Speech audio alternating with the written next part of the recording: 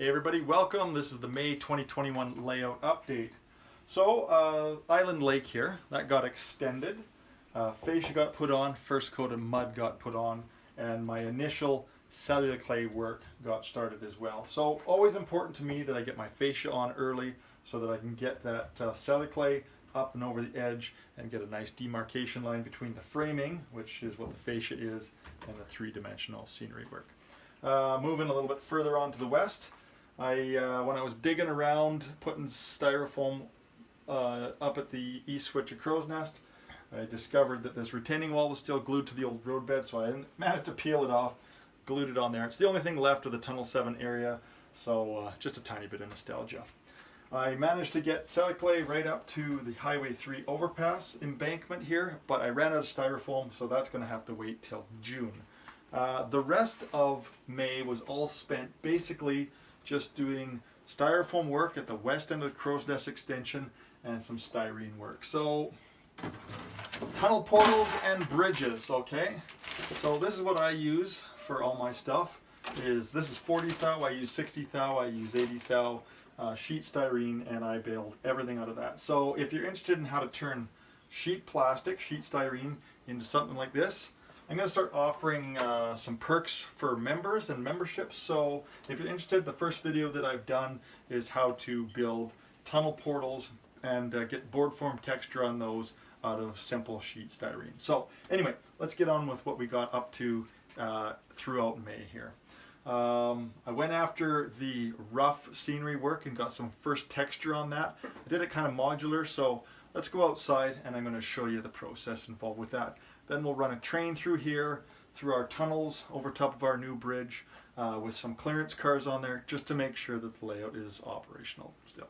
All right, let's get at it.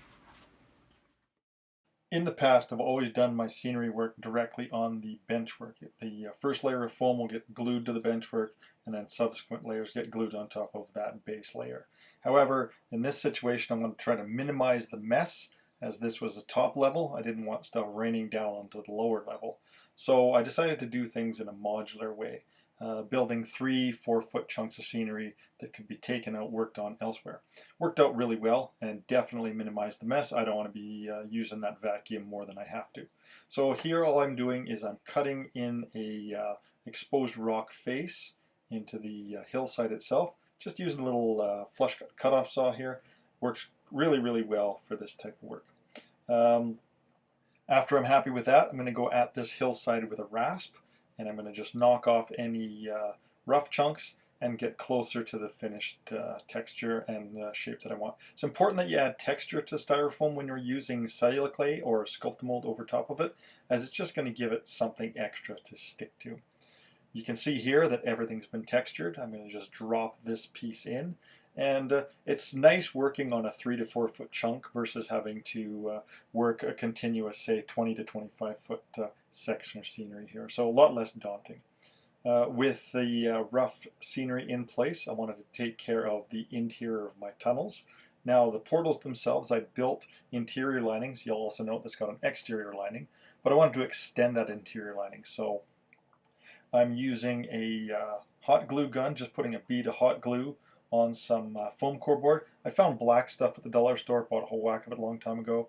Comes in quite handy for this because you don't have to do any painting whatsoever. Just butting this up against the existing styrene interior liner walls there and getting that set in place.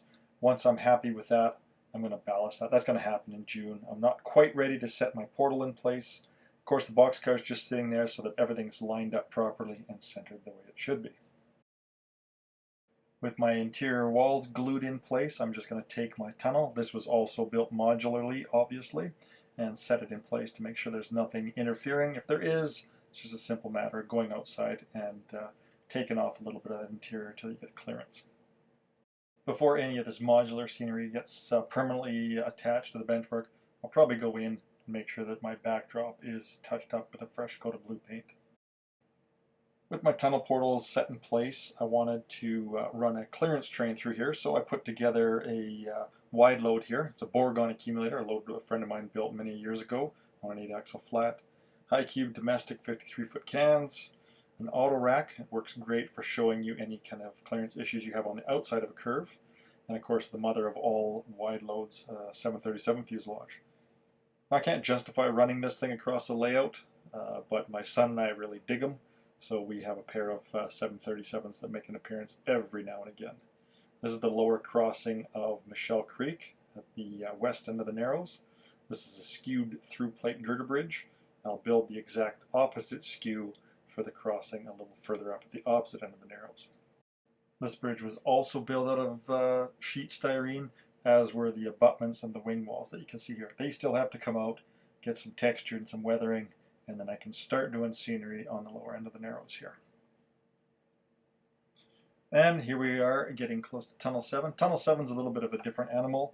It's on a super elevated curve, so the tunnel itself cants slightly to the inside. You'll note that there's only one notch, and that's just to clear the one corner of the containers. This portal itself had to be built slightly wider just to give you a little bit more room, specifically for the overhang on the auto racks here. If you look underneath that fuselage car there, you'll see a strip of styrene. That's going to become a retaining wall. Not sure if it's going to be board form concrete or cut stone. Let me know what you think it should be in the comments.